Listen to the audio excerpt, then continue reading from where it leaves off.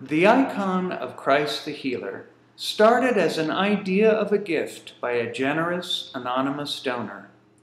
She spoke to Father Bob and Father Ron about an icon that would symbolize and speak to the works and the people of the community of the downtown chapel.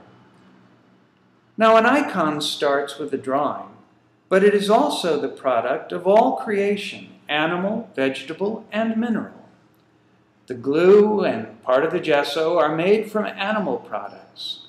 The board comes from trees, and the gesso is crushed marble. The paints are formed by egg yolk, water, vinegar, and different earths or ochres, as well as plant dyes and some manufactured chemicals. All are used for the glory of God and to tell the story of His love. However, sometimes in the beginning there are mistakes. After putting down the agreed-upon drawing, I placed the gold and burnished the halo, and it came out well, and then the work progressed.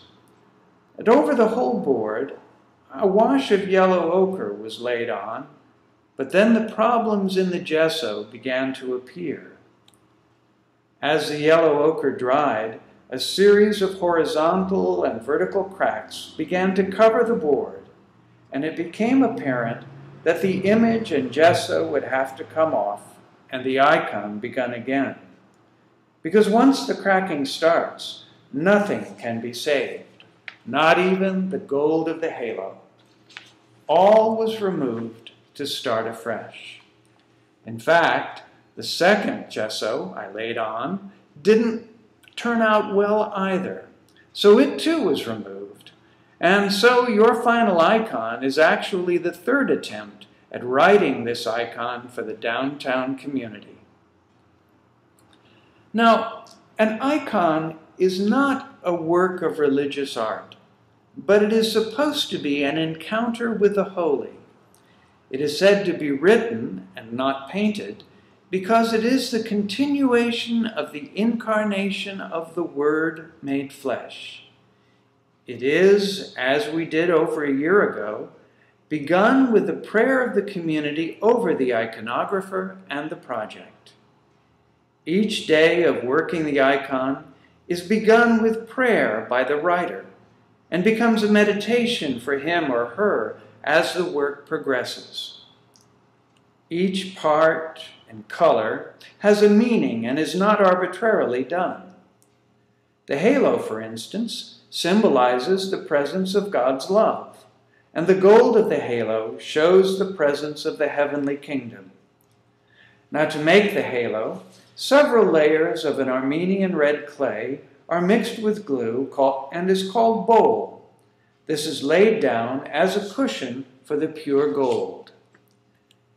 Thin sheets of 23 3/4 karat gold are laid on a float of liquid over the bowl, and as the liquid dissolves, it pulls the gold down and affixes it to the bowl cushion. The gold is then burnished or rubbed with a smooth agate stone to make it shine like the light of God. Rays of light are etched in with another agate, and decorative dimples are put into the edge.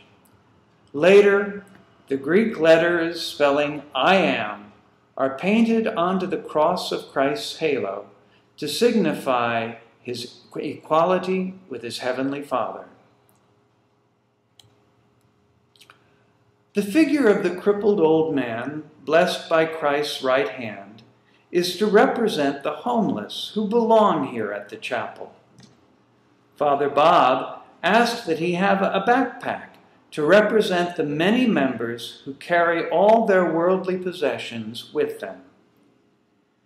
Even though he is crippled and nearly naked, he wears a robe of green to symbolize hope and healing, and the red of his bedroll is to mark him as belonging to the royal family of Christ the King.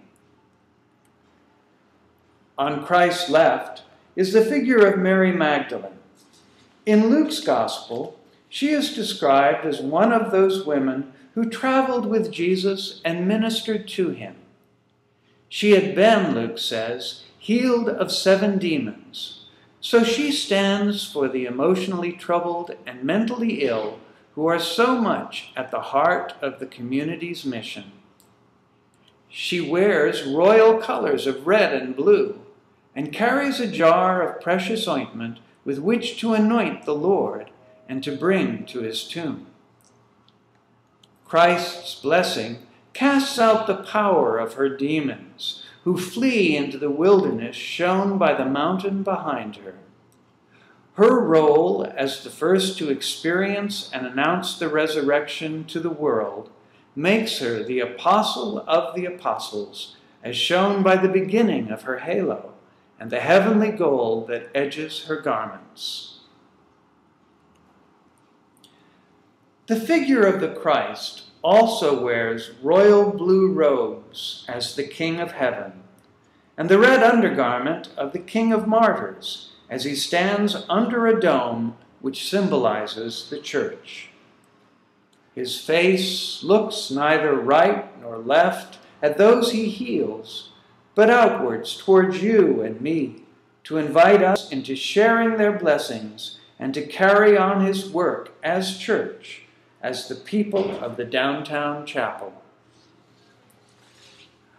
But just as Christ walked the lands of Palestine and loved those he met there, so too does he walk among us here in Portland, and wherever else there are the poor and needful and homeless.